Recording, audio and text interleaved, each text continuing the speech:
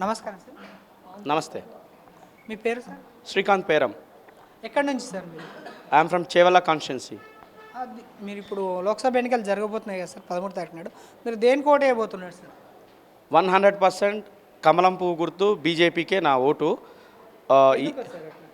ఎందుకు అంటే if you look at last 2 terms, మీరు లాస్ట్ 2 టర్మ్స్ చూసినట్లయితే బీజేపీ 1.0, బీజేపీ 2.0లో చాలా యూనివర్సిటీలు, చాలా మెడికల్ కాలేజీలు, విద్య, వైద్యము క్వాలిటీ చాలా ఇంప్రూవ్ అయింది.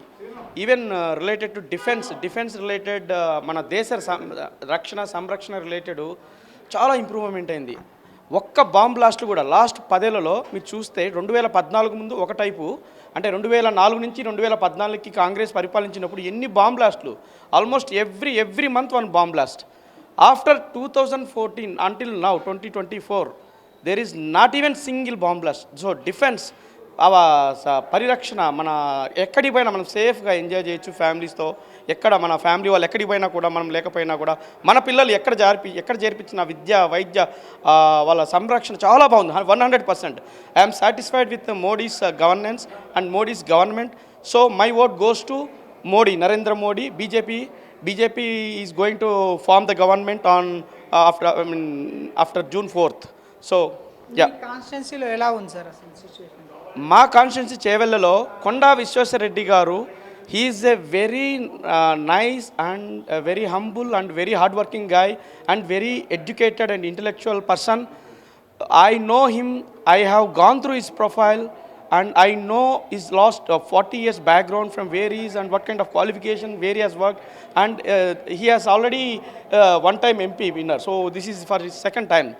So this is a difference between it's the competition between Neeti and Aviniti. So my vote goes to very good governance and which is for BJP.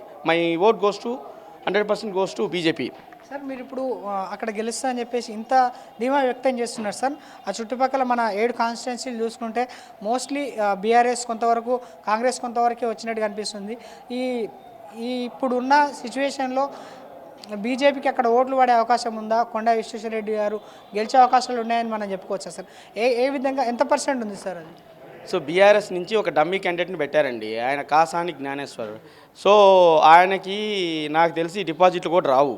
So ఆయన నాకు తెలిసి అట్లీస్ట్ ఒక 100 metres నడవమన్నాడు ఆపకుండా. ఆయన ఏం నడవలేడు. ఆయనకి వేసిన ఓట్ అంతా గాల్లో, ఇట్ ఈజ్ లైక్ ఓటు మునిగిపోద్ది. సో బీఆర్ఎస్కి అయితే ఈసారి డిపాజిట్లు కూడా రావు.